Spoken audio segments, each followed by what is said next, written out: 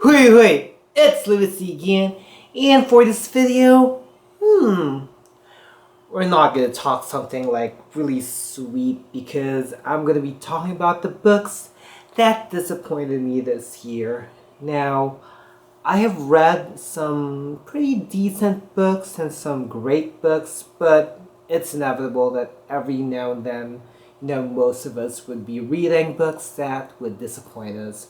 So there are like 3 books that I'm going to be talking about.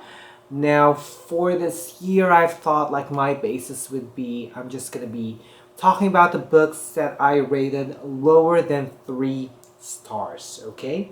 So, without further ado, let's begin. So, the first one in this list, and I'm honestly quite disappointed that I felt disappointed because I wanted to love this book so much, and I'm talking about America's Not the Heart by Elaine Castillo. Now, the thing that disappointed me in this book, it's more of like I just didn't connect with it.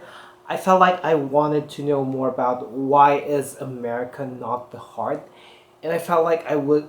It was as if I'm just like reading a slice of life, and for me, it kind of focused more on like the love triangle or the love story. Oh, by the way, if you're looking for a female bisexual or a female lesbian representation, then this is something that I can recommend. But for me, it kind of like focused there, which is, to me, it wasn't what I was expecting. I was expecting like what it's like to be, an expat in the United States. Maybe for that reason, that is why I did not appreciate it that much, because I don't know what it's like to move to California, to the Bay Area. I guess it just wasn't written in a way that it is gonna pull you in. It was as if like you have to be that to be able to, I guess, enjoy or immerse yourself in the book. So yeah, it just lacked that power that I was expecting.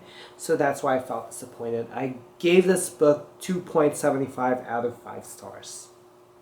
The next book that I'm going to be talking about, and based on the ratings, this would be the worst book that I read this year. And this, I believe, is quite popular in booktube, especially for those that are interested in reading YA or, LGBTQ plus reads. And I'm talking about Song of Achilles by Madeline Miller. Oh my goodness, like we read this for Philborg's, this is the book of the month for Philborg's in June 2019. And yeah, it was dreadful. It was blah. It started out like, okay, it's quite historic. Okay, we're taking into this Greek world, and then the next chapter they started blabbing about the characters. To me, it's as if it wanted me to connect with them. It tried too hard to tell who they are and so that I can be engaged, but I just didn't care, especially that I'm not a character driven person. I felt like if a character would give me emotions, it's like how it was, how the character is going to be, course throughout the story. What actions will this character do, as opposed to just giving me like a whole narrative of who this is, like giving me like a bio data or a resume, where at work I already read resumes, so I kind of like, I'm so over it.